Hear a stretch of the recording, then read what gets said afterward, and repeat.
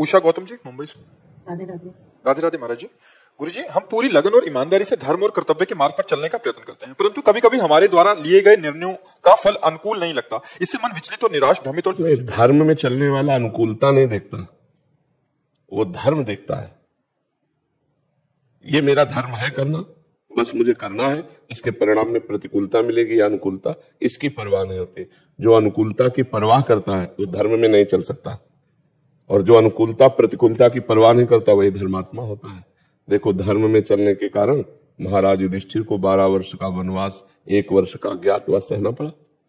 अधर्म में जो चल रहे थे वो बड़े फूले फूले घूम रहे थे, दुर्योधन आदि, लेकिन अंततु गत्वा युधिष्ठिर महाराज जी की जय हुई और दुर्योधन परास्त हुआ, मारा गया।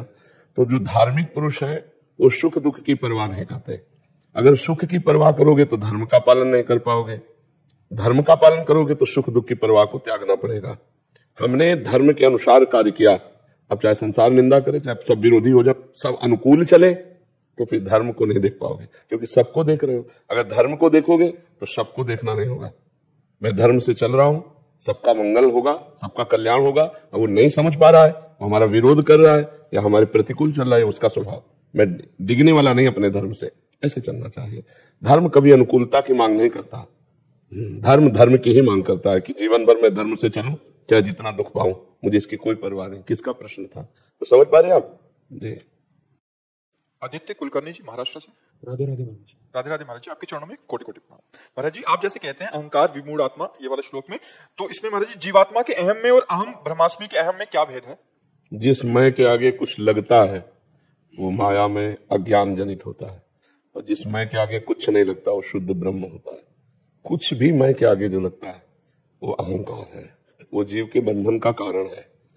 और जिसमें कुछ नहीं लगा है, शुद्ध मैं, वो ब्रह्म में है। वो अहम जो है वो ब्रह्म में है, जिसके आगे कुछ नहीं लगा। तो अहम ब्रह्मास्मि, अहम ही ब्रह्म है, तो ब्रह्म तो सब में है, पर वो ब्रह्म फंस गया धनवान बन के, कुलवान बन करके, रूपवान बन करके, शरीरधारी होकर। अब उसको इससे मुक्त होना है, तो ये सब छोड़ना पड़ेगा। ये विमूढ़ता, अज्ञान, अज्ञान के कारण वो ऐसा मानता है कि मैं धनवान हूं, मैं कुलवान हूं। कुछ नहीं है, मरा तो कुछ है क्या, सब यही रह गया। वो ब्रह्म फिर निकल गया, फिर जो उसने कामना की उसके अनुसार फिर उसे नया जन्म मिला, फिर वहां अभिमान कर लिया। ऐसे भटकते भटकते अनंत जन्म व्यतीत हो गए हमारे। अब हमें मानव जन्म फिर मिला है कि हम अपना कल्याण कर लें, अपना मंगल कर लें। तो हमको मैं के आगे जो जो भी है वो सब हटाना, डिलीट करना है। अब जब ये लग जाता है मैं भगवान का भक्त, तो परम पवित्र है, क्योंकि भगवान से जुड़ गया ना। जो माया से जुड़ करके मैं है वो अपवित्र है, जो भगवान से जुड़ करके वो परम पवित्र है।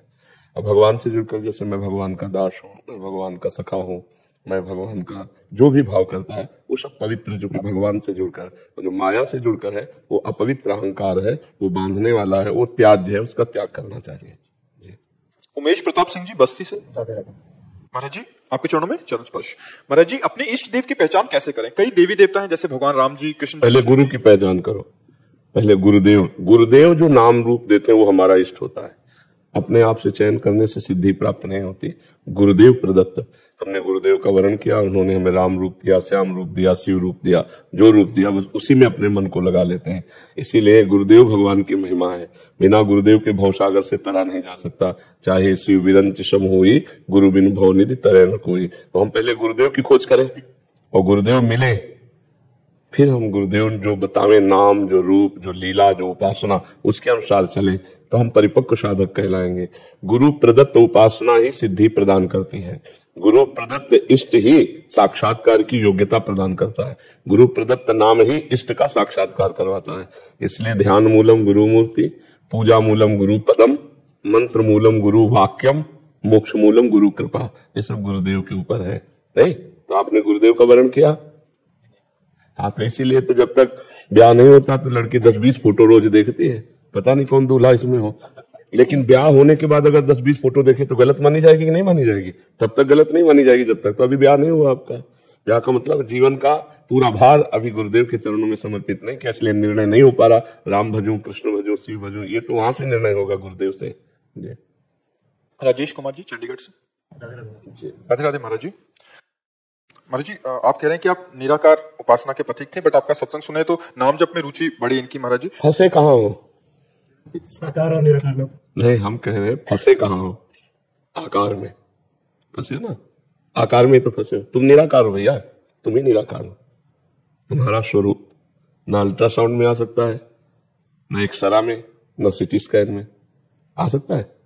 मन नहीं आ सकता, फिर स्वरूप तो बहुत बड़ी बात है। आज तक कोई मशीन वैज्ञानिकों ने नहीं बनाई कि देखो ये मन बनी है, अभी तक हमें तो पता नहीं, लेकिन आप लोग तो संसारे में आज तक कोई देश विदेश में ऐसी तैयार हुई हो मशीन, ये मन देखो, ये बुद्धि, ये चित्त, ये अहंकार। क्योंकि अध्यात्म मशीनरी नहीं पकड़ सकती। अध्यात्म दिव्य योग मार्ग है। दिव्य भाव के द्वारा जब हम अपने स्वरूप का चिंतन करते हैं तो हमारा स्वरूप निराकार है, कोई आकार नहीं है। Power, Divya power. उसे जो यंत्र मिल जाता है वही वो रूप धारण कर लेता है। जैसे एसी तो पावर शीतलता फेंकने लगी, हीटर पावर गर्मी फेंकने लगा, पंखा पावर हवा फेंकने लगी, हाइड्रोजन पावर लाइट फेंकने लगा। लेकिन पावर है वो ना पंखा है, न एसी है, न हीटर है, न हाइड्रोजन है। वो पावर है। उसका जहां प्रयोग होता है उसके अनुसार, यंत्र के अनुसार वो अपना स्वरूप प्रकाशित कर देता है। ऐसे ही ये ब्रह्म पावर है। सुअर में गया तो अपने को सुअर देख रहा है, मनुष्य में आया तो अपने को मनुष्य देख रहा है। लेकिन ये आकार उसके तो नहीं है ना, ये बिजली का आकार थोड़ी है। बिजली जहां जाती है वैसे ही अपना स्वरूप प्रकाशित कर देती है यंत्र के अनुसार, लेकिन बिजली का कोई रूप नहीं है, वो एक पावर है। ऐसे ही ब्रह्म पावर है, भगवत पावर है जीव, उसका कोई रूप नहीं है। कहीं पढ़ा है आज तक कि जीव ऐसा है, काला है, गोरा है, लंबा है, चौड़ा है, छोटा है, बड़ा है? कोई रूप नहीं। आप भी निराकार हो, लेकिन फंस गए आकार में। तो जैसे कांटा लग जाए तो कांटे से कांटा निकाला जाता है, तलवार से कांटा थोड़ी निकाला जाएगा, या हवा से कांटा नहीं निकलेगा। वो कांटे जैसी आकृति वाले यंत्र से ही कांटा निकलेगा। तो हम आकृति से फंसे हैं, आकार में फंसे हैं, तो हम आकार से ही मुक्त हो गए। हमारा स्वरूप तो निराकार है ही है। तो भगवान का मानो चाहे साकार चाहे निराकार, पहले अपने स्वरूप को देख ले। निराकार होते हुए भी तुम आकार में फंस गए, तो अब आकार से ही निराकार की तरफ लौटो। भगवान के नाम का जप, भगवान के रूप की आराधना, तो ये आकार ये वाला भूल जाओ, जो शरीर आकार है इसको भूल जाओ।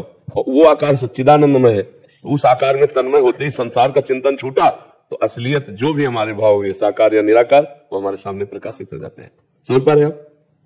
तो खूब नाम जप करो, हमारी बात मान लो, इस चक्कर में ना फंसो। आप नाम जप कौन सा? अब हमसे पूछोगे तो हम तो राधा नाम के आशिक हैं, हम तो कहेंगे हाँ तो शिव शिव जपो, सांब सदा शिव जपो, ठीक है, सांब सदा शिव, सांब सदा शिव, ऐसा जपो। और भागवत, गीता, इन शास्त्रों का स्वाध्याय करते रहो, तो बुद्धि पवित्र होकर ज्ञानार्जन होगा ना, तो आप सतमार्ग में आगे बढ़ जाओगे। पाप आचरण से बचो, अपवित्र भोजन से बचो, अपवित्र वार्ता, अपवित्र विचार, इनसे बचो। यदि भगवान को प्राप्त करना है तो कम सोना, कम बोलना, कम खाना, ये 3 चीजें अपने संयम में कर ले। वाणी को संयम में कर ले, कम बोले, मौन आश्रय रखे, जब बोले तो उचित बोले। और नींद 4 घंटे 5 घंटे पर्याप्त समय, सो के बर्बाद न करें। और भोजन 400 ग्राम अन्न में 24 घंटे मनुष्य स्वस्थ होकर जी सकता है। तुम कह रहे 1 किलो खा लो, 24 घंटे में 1 किलो भोजन ले लो। लेकिन ये नहीं कि चिड़िया की तरह चुगते रहो। अब आंतों को चाहे जितना फैला लो, आप 2 रोटी से काम चलाने लगो, आपका अभ्यास 2 रोटी में हो जाएगा। आप 6 रोटी, तो ये फैला है, इसे बढ़ाते चले जाओ चाहे जितना, और समेटते चले। तो भोजन कम, बोलना कम, सोना कम, तो साधना प्रारंभ हो जाएगी। उचित भाषण, पवित्र भोजन, पवित्र विचार, तो परम पवित्र भगवान की प्राप्ति की योग्यता आने लगती है। खूब नाम जप करो, ठीक है। कैप्टन संजीव कुमार सारस्वत जी। महाराज जी, हम वृंदावन से बहुत दूर रहते हैं, हम दुबई में रहते हैं, तो महाराज जी हम लोग भक्ति में कैसे अग्रसर हों, कि हमें क्या करना चाहिए कि हमें वृंदावन में रहकर भी भक्ति नहीं हो सकती यदि भक्ति ना करना चाहो तो। और भक्ति करना चाहो तो लंका में भी विभीषण जी ने भक्ति कर ली।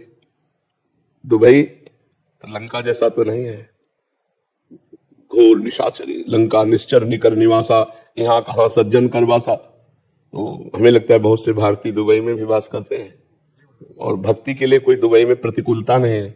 लेकिन लंका में तो भक्ति के लिए प्रतिकूलता थी, गर्दन उड़ा दी जाए अगर पता चल जाए रावण को कि भगवान का भक्त है। तो विभीषण जी ने जब वहां भक्ति कर ली, तो इसका मतलब कहीं भी भक्ति की जा सकती है। अच्छा, भक्ति एक हृदय का विषय है, भक्ति हृदय का भाव है। अब आप अंदर बैठे बैठे राधा राधा जप रहे हैं, कौन जाने आपसे, है नहीं। और हृदय से आप व्याकुल हैं भगवान, मैं तो ऐसे देश में रहता हूं जहां आपकी भक्ति का प्रकाश नहीं है। बड़े धन्य भाग हैं जो ब्रज में रहते हैं, जो अवध में रहते हैं, जो काशी में रहते हैं। प्रभु मेरी भक्ति कैसे बनेगी? तो ये दैन्यता और भगवान का स्मरण ये आपको भक्तिवान बना देगा। महाराज जी घर बनाया तो हमने घर का नाम वृंदावन रखा। हाँ ठीक है, बहुत सुंदर है। इन किन प्रकार भगवान की स्मृति हमारे अंदर आनी चाहिए। घर में ठाकुर जी विराजमान क्यों?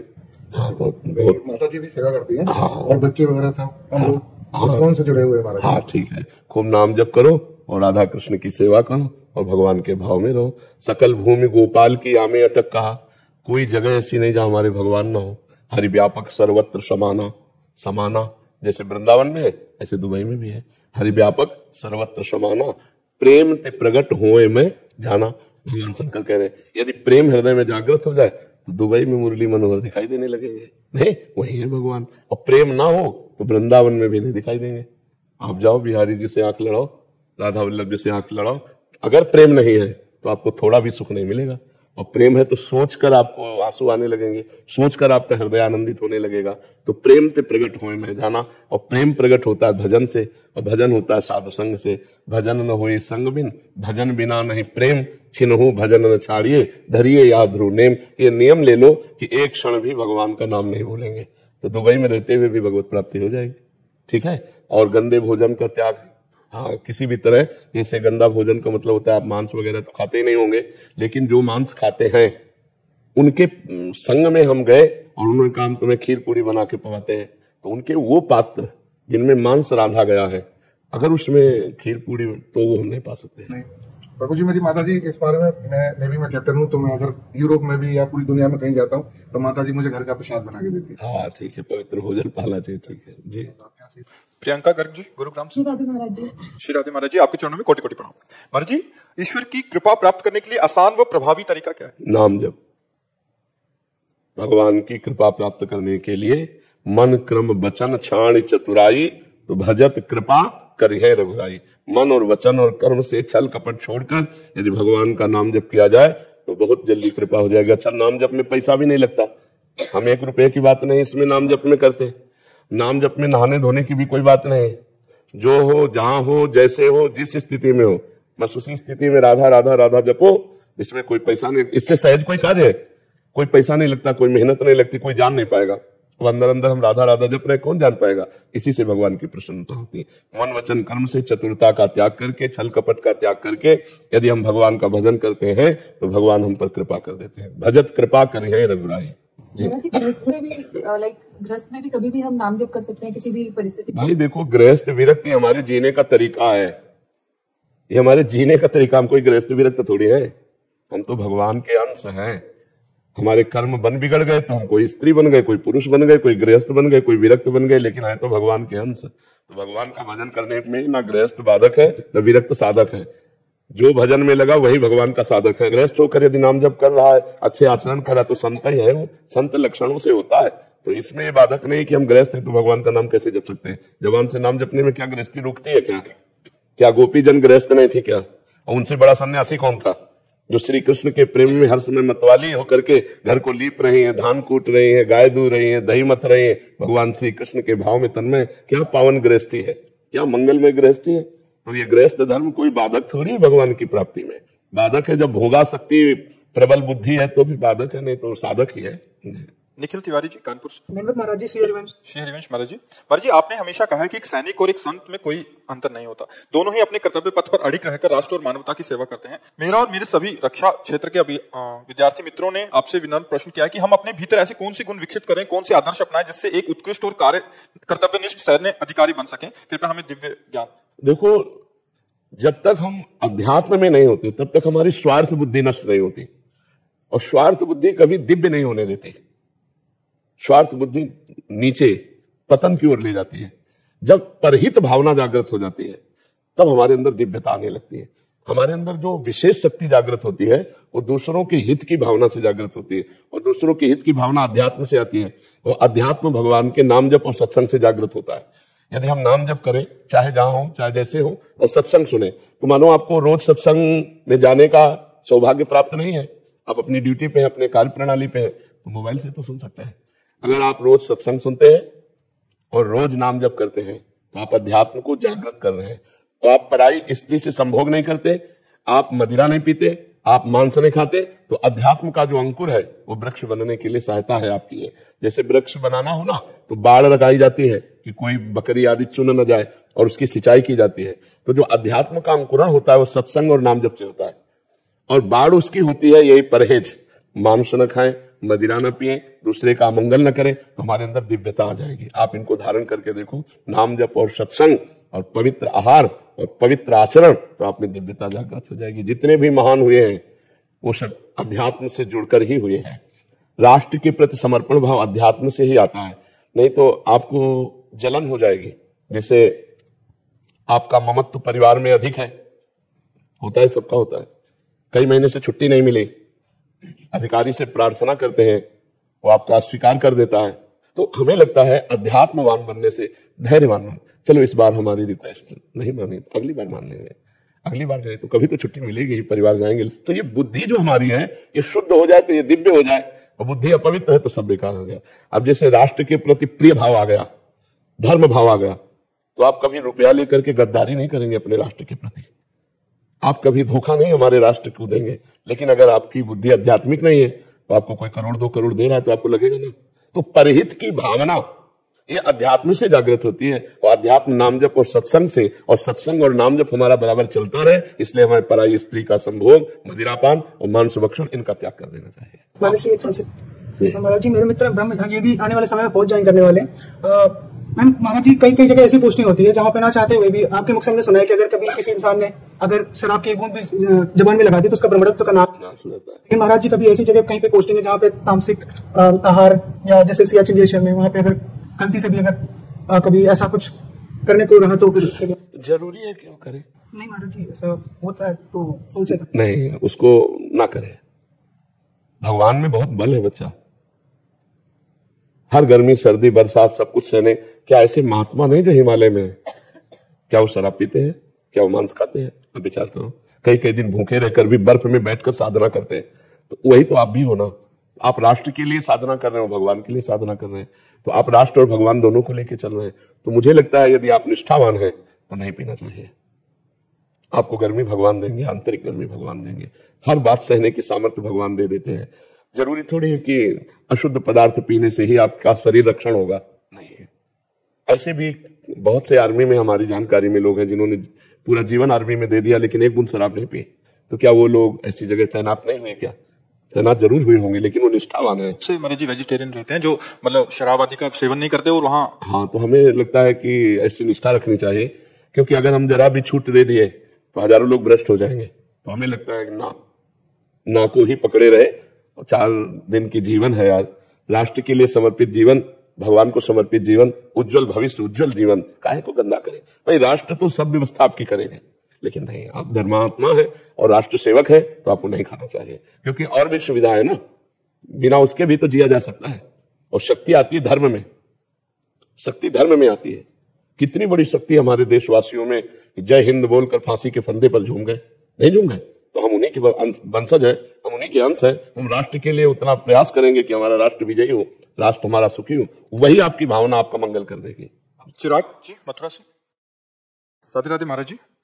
महाराज जी नकारात्मक विचार मुझसे पाप करवा देते हैं महाराज जी, ऐसे विचारों को मैं कैसे दूर करूं महाराज जी? सत विचार, असत विचार, ये 2 बुद्धियां हमारे अंदर है, कुमति और सुमति। जहां कुमति बढ़ती है तो फिर असत विचार, बस नकारात्मक सोच, जो नेगेटिव सोच है, हाँ, ये इसको हटाने के लिए पहले भोजन शुद्ध करो, फिर नाम जप, शास्त्र स्वाध्याय, सत्संग सुनो, इससे बड़ा लाभ मिलेगा। भोजन शुद्ध करो, कोई नशा, तो कैसे बुद्धि शुद्ध कैसे होगी? जब हम अशुद्ध चीजों का सेवन करेंगे तो हमारी बुद्धि अशुद्ध होगी ना, और शुद्ध चीजों का सेवन करेंगे तो जैसा खाओ अन्न वैसा बने मन, जैसा पियो पानी वैसी बने वाणी। बड़ा मतलब पता रहता था कि ये गलत है, हम नहीं करते थे, बट धीरे धीरे पता नहीं है तो सांसारिक लोगों को देख देख कर बुद्धि मलिन हो जाती है। तो आज हमारे पास आप आए हैं तो एक नियम लीजिए कि जो भी आप नशा करते हैं उसे छोड़ दीजिए। अगर सुधरना चाहते हैं, नहीं सुधरना चाहते तो मत लीजिए, क्योंकि हमारे पास आने का कुछ तो लाभ मिलना चाहिए।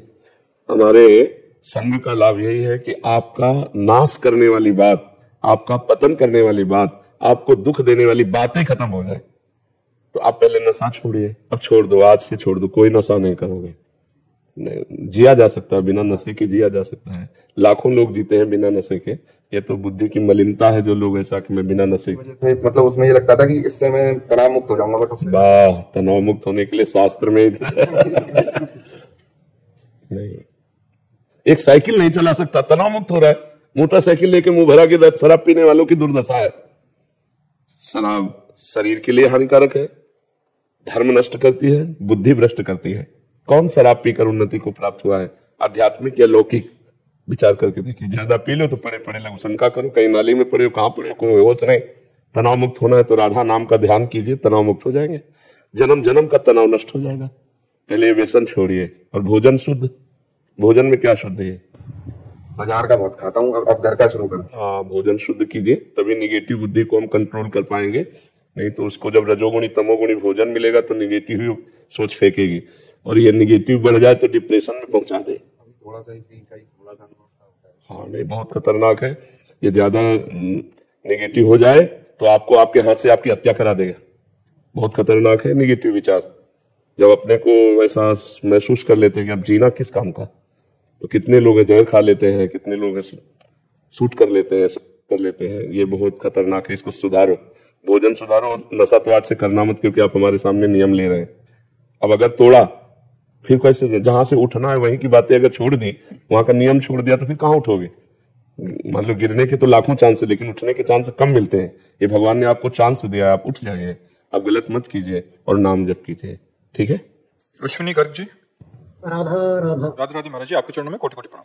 महाराज जी, चिंतन में काम, क्रोध, लोभ, मोह, भय, अहंकार आदि सब छठ विकार हैं। इन सब में क्रिया भी हो जाती है। चिंतन व क्रिया दोनों में विकार कैसे छूटे? अहम भाव देखो, क्रिया पहले नहीं होती, पहले चिंतन होता है।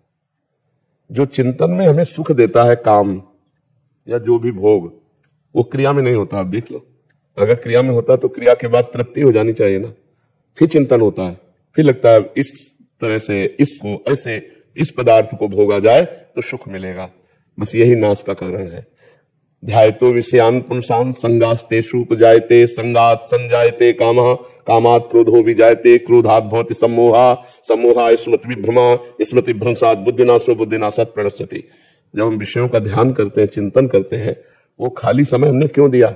उस समय हमें नाम चिंतन करना चाहिए, भगवान का चिंतन करना चाहिए। तो जब भगवान के चिंतन के साथ गलत चिंतन चलता है तो गलत चिंतन नष्ट हो जाता है और भगवान का चिंतन विजयी होता है। और जब खाली बैठे हो तो विषय चिंतन होगा, विषय क्रिया होगी और वो दुर्गति प्रदान करेगी। त्रिविधम नरकस्येदम द्वारम नाशन मात्मनः कामः क्रोधः तथा लोभः तस्मात् दैत्यं त्यजेत्। ये तीन आत्मा का नाश करने वाले हैं, काम, क्रोध, लोभ। काम इनमें मुखिया है। काम की अपूर्ति में क्रोध होता है और काम की पूर्ति में लोभ होता है, और तीनों नरक पहुंचाने वाले हैं। इसलिए हमें निरंतरता बनानी है नाम जप की, कि हमारा मन खाली ही न रहे। विषयों का चिंतन करने वाला मन बंधन का कारण है और भगवत चिंतन करने वाला मन मोक्ष का कारण है। राधा राधा राधा, राम राम राम, हरि हरि हरि, कृष्ण कृष्ण, नारायण शिव। जो नाम प्रिय हो आपको वो नाम निरंतर चलाओ, देखो अभी सब ठीक हो जाएगा। संसार के अंदर अपने आ जाता है, कोशिश नाम का करते हैं, संसार चलते चलने लग जाता है। देखो आप समझो, जब हम प्रारंभ नाम जप करते हैं तो हमारे दो चिंतन होते हैं, एक भूत का चिंतन और एक भविष्य का चिंतन, बीती बातों का चिंतन या आगे होने वाली बातों का चिंतन। साथ में नाम जप कर रहा है, नाम जप उसको डिलीट करता जा रहा है अनजाने में। जैसे सीसी कैमरा सब कुछ कवर करता है, ऐसे ही हमारा मन पूरे भूत भविष्य की बातों को कवर करता रहता है। जब हम नाम जप करते हैं तब वही सब बाहर निकलती है। तो हमें समझना चाहिए कि नाम जप को हम और बढ़ावें, जिससे हमारा मन खाली हो जाए। खाली निर्मल मन भगवान का साक्षात्कार करता है, मलिन भरा हुआ मन प्रपंच युक्त होता है। तो देखो ऐसे देखो, बात कर रहे हो, कोई आपको विषय चिंतन नहीं, लेकिन अभी माला उठा के बैठो, अभी विषय चिंतन शुरू हो जाएगा। क्योंकि वो मन जो विषयों में लगा था और उसने विषय पकड़ रखे थे, अब वो खाली कर रहा है नाम। अब वो मंत्र जब से डिलीट हो रहा है तो आपको उत्साहित होना चाहिए, गंदगी निकल रही है, खूब नाम जप करो, धीरे धीरे ठीक हो जाएगा। अरे 3 दोष ज्यादा है जी मेरे में। एक तो मेरे को अहंकार आता है जी। देखो 6 दोषों में हर दोष सबके अंदर रहते हैं, काम, क्रोध, लोभ, मोह, मद मत्सर। अब आप पकड़ पाए तो 3 को पकड़ पाए हैं तो 6, और 6 के 66 है। क्षय के और भी विस्तार है ना, उतने थोड़ी वो तो पूरा परिवार आ जाएगा, एक आ जाए तो पूरा परिवार आ जाएगा। ईर्ष्या, द्वेष, नाना प्रकार की और भी बात हमको मूल से उड़ाना है। उसको उड़ाने के लिए भगवान नाम जप है। बस हर समय नाम जप करते हो, चिंता मत करो, अपने आप सब ठीक हो जाएगा। आप नाम जप को पकड़ो, एक साधे सब सदे और सब साधे सब जाए। अगर नाम जप पकड़ लिया तो सब ठीक हो जाएगा। ये अनुभव की बात कहते हैं आपको। नाम जप की निरंतरता कैसे लाई जाए? जैसे हमको धन के चिंतन में निरंतरता लानी नहीं पड़ती, स्वयं बनी रहती है। जैसे शरीर का हम ध्यान नहीं करते पर हर समय ध्यान रहता है, तो अगर हम ये मान ले कि भगवान का नाम सर्वोपरि धन, भगवान का नाम सबसे बड़ा सुखदाता और भगवान का नाम लोक परलोक में मंगल करने वाला, तो भूलेंगे ही नहीं। हर समय भगवान के भजन में रति हो जाएगी। जैसे गरीब आदमी 1-1 रुपया कमाता है ओवर टाइम अधिक मेहनत करके, ऐसे हम ओवर टाइम करके भगवान का नाम जब कमाए, जहां फुर्सत मिले वहां राम राम राधा राधा राधा रटने लगे। इसमें कोई पैसा तो लगता नहीं। अच्छा, इसमें नहाने धोने की कोई बात नहीं कि आप नहाए धोए हो तभी जप सकते हो। नाम तो जैसी भी परिस्थिति हो, जैसे भी हो, आप उसमें नाम जप किया जा सकता है। मंत्र जप के लिए विधान है, वैदिक मंत्रों के लिए कि आप नहा धोकर पवित्र होकर, लेकिन नाम जप तो किसी भी अवस्था में किया जा सकता है। तो अभ्यास करें, हम नाम पर महत्व बुद्धि रखें तो हमारा नाम निरंतर चलने लगेगा। जी। मोहित चावला जी, लंदन से। राधा वल्लभ श्री महाराज जी, आपके चरणों में कोटि कोटि प्रणाम। महाराज जी, विदेश में रहते भी सभी गलत आचरण छूट गए। पिछले 3 वर्षों से निरंतर आपको सुनने का सौभाग्य मिल रहा है। महाराज जी, मेरा प्रश्न है कि जब किसी का शरीर छूट जाता है और अगर उसे भगवत प्राप्ति नहीं हुई, तो क्या उस जीवात्मा को वो जहां भी हो, स्वर्ग में या नरक में, पता लगता है कि क्यों उसे भगवत प्राप्ति नहीं हुई? जैसे कि वो स्वर्ग या नरक में सोचे, देखा तूने भजन नहीं किया मनुष्य योनि में। हाँ, पश्चाताप होता है, पश्चाताप होता है उस जीव को। जैसे आप स्वर्ग में हैं तो आपको पता चलेगा ये पुण्य का फल हमको, ये स्वर्ग का सुख मिल रहा है, इस पुण्य का फल मिल रहा है जिस समय आप भोगेंगे। जैसे आप 5 स्टार होटल में, आपको पता है ना इतनी पेमेंट दी है तो 5 स्टार होटल में हमको, तो आपको पता है उस समय होता रहेगा कि इस पुण्य के बल से ये महल सुख मिला, इस पुण्य के बल से ये मिला।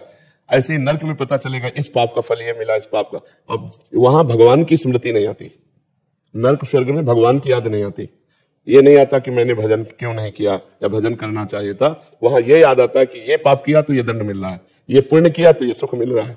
मृत्यु लोक ही एक ऐसा जहां भगवान की याद आती है, जहां भगवान का भजन कर सकते हो, जहां आराधना कर सकते हो। तो अन्य लोकों में या अन्य योनियों में भगवान के भजन की गुंजाइश ही नहीं है। समझ पा रहे हैं? इसीलिए कहा गया है दुर्लभो मानुषो देवो, ये मनुष्य शरीर बड़ा दुर्लभ है। इससे भजन करके नरक स्वर्ग दोनों की बातें काट करके जन्म मरण से मुक्त हो सकते हो, भगवान को प्राप्त हो सकते हो। श्री हरिवंश महाराज जी, महाराज जी, मेरा प्रश्न है कि भगवान की शरण में जाने से तो सुख की अनुभूति होती है, आनंद रहता है, पर मेरा मन बहुत उदासीन होता जा रहा है। ऑफिस और दोस्त कभी कभी कहते हैं कि तुम कोई डिप्रेशन या स्ट्रेस का शिकार तो नहीं हो रही, ऐसा नहीं होता है? क्या उदासीन होता है बताओ? जैसे अपने आप ही कुछ भी सुनो, अलग ही समझ नहीं पाए, समझ नहीं पा रहे, कह रहे भजन करते हैं, नाम जप करते हैं। हाँ, नाम जप और सत्संग सुन रहे हैं तो एक उदासी सी शायद उस विवेक से काट रहे हो उस बातों को। मुझे तो समझ में नहीं आता। उदासीनता तो बढ़ती है लेकिन वो बहुत कंट्रोल में रहती है, वो ऐसा नहीं होती कि डिप्रेशन जैसा दिखाई दे। लोग कहते हैं, लोग क्या कहते हैं ये हमें थोड़ी देखना है। भक्ति मार्ग में या संसार में भी लोग हमें क्या कह रहे हैं अगर देखने चलोगे ना तो चल ही नहीं सकते, आप चल ही नहीं सकते। एक आदमी अपने पिता के साथ जा रहा था घोड़े से, तो उसने सोचा वृद्ध पिता इनको बैठा लेते हैं, जवान आदमी था, पैदल चलने लगा। लोग मिले तो कहा यार कितना बुढ़ा जो है कर्कश स्वभाव का, लड़के को पैदल चला रहा है और आप घोड़े पे बैठा हुआ है। बुढ़ा उतर गया, जवान को बैठा। आगे बोले यार तुम जवान हो, तुम्हारे तमीज नहीं, बूढ़ा पैदल चल रहा, तुम घोड़े पे हो। दोनों बैठ गए। बोले आराम का घोड़ा मिला होगा, दोनों बैठे हो। दोनों उतर गए। बोले यार कितने बेवकूफ है, घोड़ा खाली जा रहा है देखो। अब हमें बताओ घोड़े वाला करे तो क्या करे। लोग तो अपनी बात कहेंगे, अपना कमेंट मारेंगे, हमको अपने मार्ग में देखना है कि मैं गलत तो नहीं हूं, गलत नहीं, बस अपनी मस्ती से चलना है, लोगों से नहीं। अगर हमारा मन डिप्रेशन में जा रहा है तो हमें सोचना चाहिए कि मैं कहीं गलत हूं, कहीं हमारे अंदर नकारात्मक भावों का सृजन हो रहा है। और अगर हम गंभीर हैं और लोग हमें डिप्रेशन में कह तो हमें कोई फर्क की बात नहीं। तो यदि आप गंभीर हैं, शांत हैं, प्रसन्न हैं और उदासीनता बढ़ रही, व्यर्थ की बात क्या करना, व्यर्थ के लोगों से क्या मिलना, व्यर्थ का व्यवहार क्या करना। परमार्थ का पथिक एक एक सेकंड को बहुत संभाल के काटता है। उसके लिए सबसे कीमती चीज होती है भजन, समय। हमारा समय में भजन हो रहा है, बस ये खास बात है। तो लोग डिप्रेशन में कहें, पागल कहें तो कोई बात नहीं, लेकिन हमें देखना मैं पागल तो नहीं हो रहा हूं, मैं डिप्रेशन। भक्ति ऐसा नहीं कि हम सब काम छोड़ दें, एकांत में बैठे रहे, भक्ति ऐसा सिखाती हो, ऐसा नहीं है। जो भगवान सिखाते हैं ना, भक्ति सिखाती है। अर्जुन जी कह रहे हैं मैं सब छोड़ करके संन्यास लेकर भिक्षा मांगकर भजन करूंगा, युद्ध नहीं करूंगा। भगवान ने पूरी गीता इसीलिए सुनाई कि तुम्हें युद्ध करना है। अपने कर्तव्य का पालन करते हुए भगवान का स्मरण करना सिखाती है भक्ति। हम किसी की बहन है, किसी की पत्नी है, किसी की माँ है, किसी की बेटी है, जो भी जैसे संबंध, उन संबंधों का बढ़िया पालन करना भक्ति सिखाती है।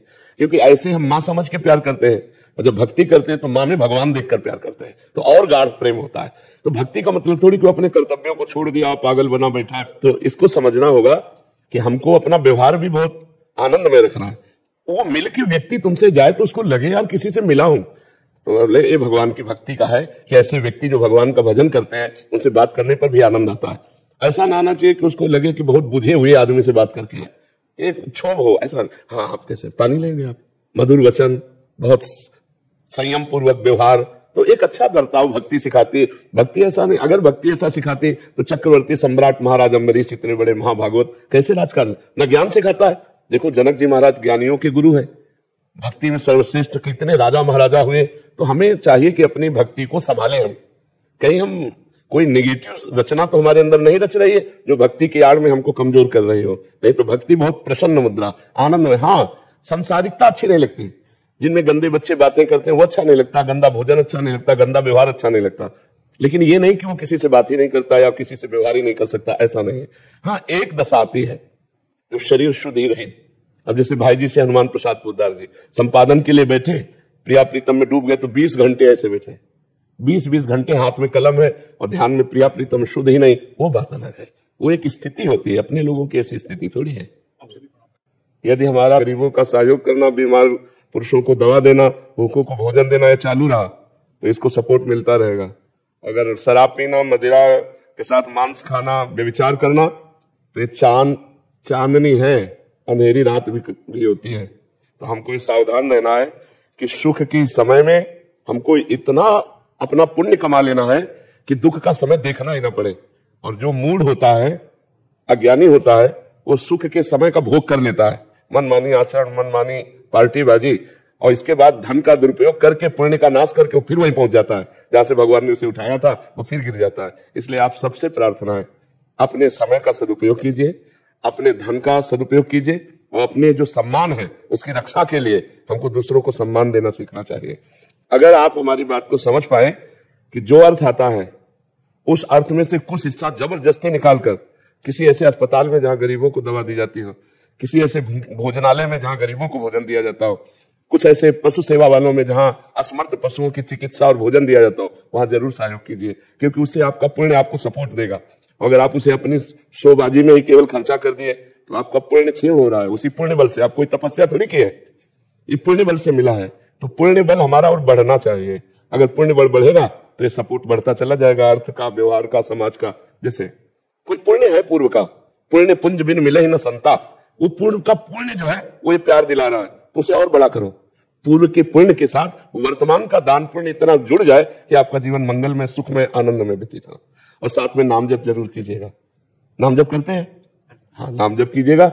और हमारी प्रार्थना, कोई गंदा नशा नहीं होना चाहिए जी। अगर हमारी बात मानो, जैसे मदिरा पीना है, मांस खाना है, पराई स्त्री से व्यभिचार करना है, इन बातों से बच जाना। नहीं, ये 4 दिन की चांदनी तुम्हें बता रहे हैं, बड़े बड़े सम्राटों के महल। हाँ, बहुत बहुत सावधानी से। अच्छा समय आया है, इसका सदुपयोग कर लो, इससे जगत मंगल कर लो, इतनी कमाई कर लो कि गिरना ना पड़े। पुण्य की कमाई, बैंक बैलेंस तो यही रह जाएगा। जो पुण्य कर लिया, जो अच्छा काम कर लिया, जो परहित कर लिया, जो नाम जप लिया, वो आपका साथ देगा लोक और परलोक में सर्वत्र। कोई रिश्ता खास होगा मेरा बाबा तुझसे, कोई रिश्ता खास होगा मेरा राधा तुझसे, तभी जुड़ा है सावरे मेरा नाता तुझसे हो। हाँ, कोई रिश्ता खास होगा मेरा बाबा तुझसे, मेरा ठाकुर जी तुझसे, मेरा राधा तुझसे। जय श्री राधे। गुरु जी प्रणाम। मैं मुक्केबाज doctor Vijender Singh, Olympic medalist. मेरी फैमिली आई है। अच्छा अच्छा अच्छा अच्छा। मुक्केबाज ओलंपिक खेले हैं सब लोग, लगे हो। आपका सवाल तो ठीक है? हाँ ठीक है जी। मेरी वाइफ को कुछ पूछना था आपसे। मेरी वाइफ ने क्या पूछना है? महाराज जी, मुझे जरा सी बातों पे ना बहुत डर लग जाता है, कई बार बात होती भी नहीं है। हाँ, वो जब नकारात्मक सोच हमारी बढ़ने लगती है ना, निगेटिव सोच, तो भय, चिंता, शोक, उद्विग्नता यही प्रदान करती है। इसी को नष्ट करने के लिए हम कहते हैं राधा राधा जप लिया करो। अगर आप भी राधा राधा जपेंगे तो आप खुद देखेंगे कि आपकी सोच में परिवर्तन हुआ, क्योंकि सच्चिदानंद में राधा नाम अपना प्रभाव दिखाता है। जैसे हमारी दोनों किडनी खराब है, लेकिन हमारे अंदर नकारात्मक सोच नहीं है, इसलिए मैं प्रसन्न रहता हूं और स्वस्थ जैसा रहता हूं। अगर अभी नकारात्मक सोच आ जाए, अभी हम परेशान हो जाए, तो ये राधा नाम ही हमको स्वस्थ रखे, राधा नाम ही हमें नकारात्मक सोच से, भय से बचाए। कितनी व्यवस्थाएं लगती है एक इस रोग में, कैसी कैसी परेशानियां होती है। अगर उनका हमारा चिंतन होने लगे तो मरे से हो जाए, लेकिन एक सेकंड भी उसका चिंतन नहीं होने देते। राधा राधा राधा, तो दसों दिशाएं आनंद में नजर आते हैं। अच्छा, आपको ऐसा नजर आता है कि मैं बीमार हूं, मैं एक स्वस्थ पुरुष जैसा लगता हूं? नहीं लगता हूं, क्योंकि राधा नाम है हमारे पास। राधा नाम वही मैं आपको देता हूँ, राधा राधा थोड़ी देर जब। संजीव मुखर्जी, शेरगंज। राधे राधे महाराज। IIT धनबाद से। महाराज जी, कृपया मुझे बताइए कि मैं कैसे कम बोलूं, अधिक सुनूं, बोलते समय नरम रहूं, दूसरों को अपनी बात रखने का मौका दूं, फिर संक्षेप में और समझदारी से बात करूं। नाम जब करूं तो बोलने का मन ही नहीं होगा, कम बोलने की तो बात जाने दो। जैसे अब उसी को देख रहे हैं, उसी को सुन रहे हैं, अब इससे बढ़िया काम क्या है? बोलने की इच्छा नहीं होती। अगर कम बोलना सीखना चाहते हो तो नाम जप करो, जबान का अग्रभाग ऊपर के दांतों की जड़ में लगाओ, लगाया, राधा राधा उच्चारण करो। कर रहे हो, थोड़ी देर करने के बाद देखना आपके बोलने की इच्छा नहीं होगी। ये स्थिति होती है। और चल रहा है राधा नाम दिमाग में, अब कोई सामने बात करने आएगा तो आपको बुरा लगेगा, यार नाम छूटेगा। जबान जब तक हमारी तालू से हटेगी नहीं तब तक बोल नहीं सकती। अब वो लग करके वहां नाम का स्वाद ले रहे हैं। कुछ दिन अभ्यास करो, देखो, और जब चतुराई आ जाएगी सही माने में, तो आप सामने वाले को बोलने देंगे और आप नाम धन कमाएंगे। कि हम अधिक ना बोल करके नाम जप लेते हैं, उसको बोलने देते हैं, हाँ हाँ अच्छा अच्छा, अब फिर शुरू अपना नाम जप। चतुर वही रामय भजय थे चतुर नर, जो भगवान का भजन करते हैं वो चतुर नर होते हैं। जो अपने समय को व्यर्थ नष्ट करते हैं मूर्ख लोग होते हैं। समय बड़ा कीमती है। देखो, इतना समय कीमती है कि 50 वर्ष की कमाई हुई संपत्ति से 5 सेकेंड जीवन के नहीं खरीद सकते आप।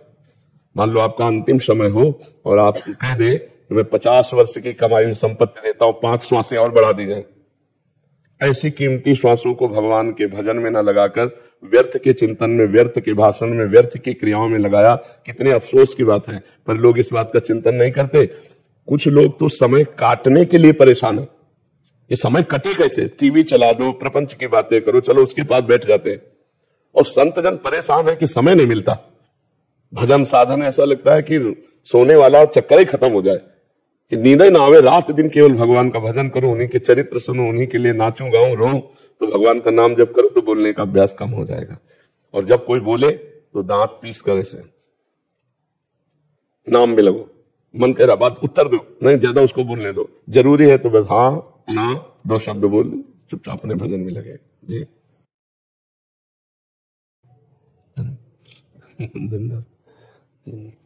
आपका स्वास्थ्य के साथ ठीक है।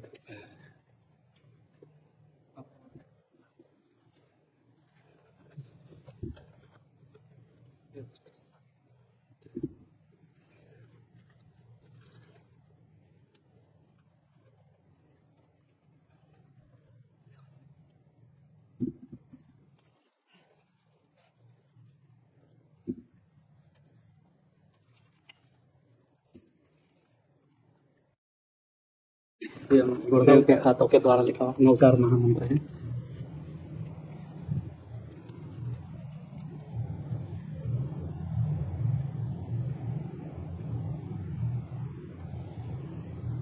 अभी 9 अप्रैल को इस नवकार महामंत्र का पूरे वर्ल्ड लेवल में जीतो संस्था के द्वारा सुबह 8 बजे से 9 साढ़े 9 बजे तक विश्व कल्याण के लिए, आरोग्य प्रदान के लिए इस महामंत्र का अनुष्ठान है पूरे वर्ल्ड लेवल पर। कोई भी किसी भी जाति संप्रदाय सभी जाप कर सकते हैं इस नवकार महामंत्र, सभी का नाश किया।